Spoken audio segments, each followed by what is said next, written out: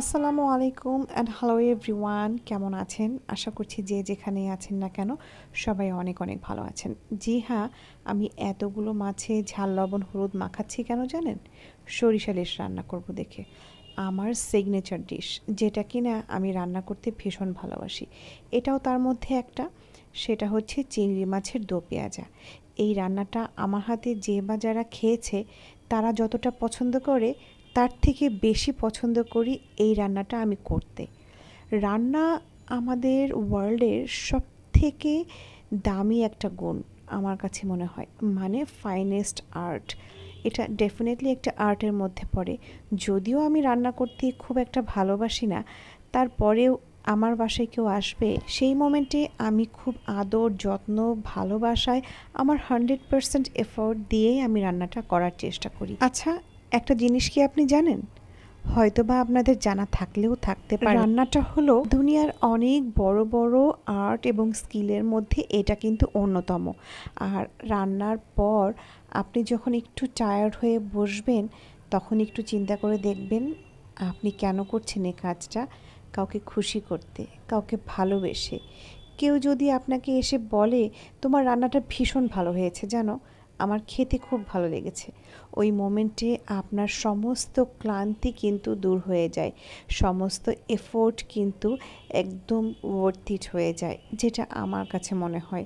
Anyway, আমি কিন্তু এখানে গরু মাংসটা আজকে রান্না করিনি। আজকের গরু মাংসটা গেস্টদের জন্য মমই রান্না করে দিয়েছি। মাঝে মাঝে আমার নিজের কাছেই মনে হয় কেন করছি, কি করছি, কিভাবে করছি, এই প্রশ্নগুলোর উত্তর না আসলে খুঁজে পাওয়া যায় না। জানেন কেন বলছি এ কথা হঠাৎ? কারণ আমি আমার নিজের মনকে বুঝতে পারি না। এই আমার মন ভালো আছে, এই ভালো নেই। রান্নাটা করতে এই মুহূর্তে ভালো লাগছে, একটু পরে আবার ভালো লাগছে না। মানে আমি যে কি একটা যন্ত্রণায় আছি সেটা আপনাদেরকে আসলে বোঝানো যাবে না। মানসিক একটা প্রবলেম বলবো নাকি বয়স হয়ে যাচ্ছি সেটার একটা প্রভাব পড়ছে, সেটা বুঝে উঠতে আমার বেশ সময় লেগে যাচ্ছে।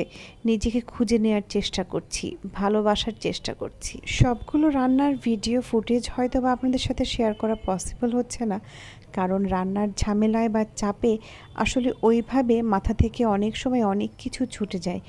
আর এখন কেন জানি মনে হয় ভিডিও করে করে আমি টায়ার্ড হয়ে গেছি, যেখানে আমি ওইরকম প্রপার আউটপুট পাচ্ছি না। সো আর কি ভিডিও করব? তারপরেও কিছু সময় আবার ঘুরে দাঁড়াই, আবার উঠে দাঁড়াই যে না করি, ভালো লাগবে, কিছু হবে, এই আশায়। মানুষ তো আশাই বুক বাঁধে, আশাই বেঁচে থাকে। এখনও ভিতরে অনেক আশা আছে, যেই আশাগুলোকে একেবারে পরিপূর্ণ রূপে দেখতে চাই। সেই জন্যই হয়তো বা ভালো আছি, সুস্থ আছি। এইবার চলে এসেছে আমার মেইন একটা পছন্দের পার্ট। খাবারটা সার্ভ করতে খুব ভালো লাগে।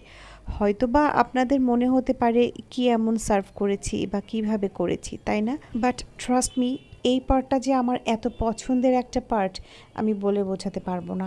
আমার যা আছে তাই দিয়ে আমি সাধ্যমতো পরিবেশনের চেষ্টা করেছি, যতটুকু সম্ভব হয়েছে সাজিয়ে গুছিয়ে উপস্থাপন করেছি। আই হোপ আপনাদেরও ভালো লাগবে।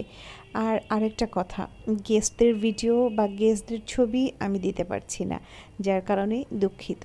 আর এরপরেই আসছে সবথেকে বেস্ট পার্ট, অ্যান্ড সেটা হচ্ছে ডেজার্ট।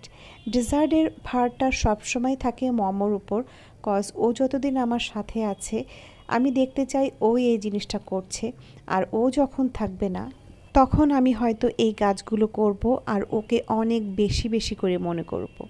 আই হোপ আমার এই ভিডিও আপনাদের ভালো লেগেছে। ভালো লাগে যদি অবশ্যই লাইক কমেন্ট শেয়ার করতে ভুলবেন না। সাথে আছেন আর একটু সাথে থাকার চেষ্টা করুন। জয় একদিন আমার আসবেই। আমি এইভাবেই ভিডিও বানিয়ে যেতে চাই। জানি না আপনারা কে কতটুকু রেসপন্স করেন বা করতে পছন্দ করেন। আমি জানি আড়ালে আপনারা সবাই আমার ভিডিও দেখেন, বাট সম্মুখে এসে হয়তো রেসপন্স করতে পারেন না। তবুও সবাইকে অনেক অনেক ধন্যবাদ দিচ্ছি এই ভিডিওর মাধ্যমে যে আপনারা আমার সাথে আছেন। আজকে এ পর্যন্তই। অবশ্যই ভালো থাকবেন, ভালো রাখবেন। আর এই ভিডিওগুলো না হয় আমার ভবিষ্যৎ প্রজন্মের জন্যই থাকলো, তারা না হয় আমাকে একটু মনে করবে আর ভিডিওগুলো দেখবে। আসসালামু আলাইকুম, আল্লাহ হাফেজ।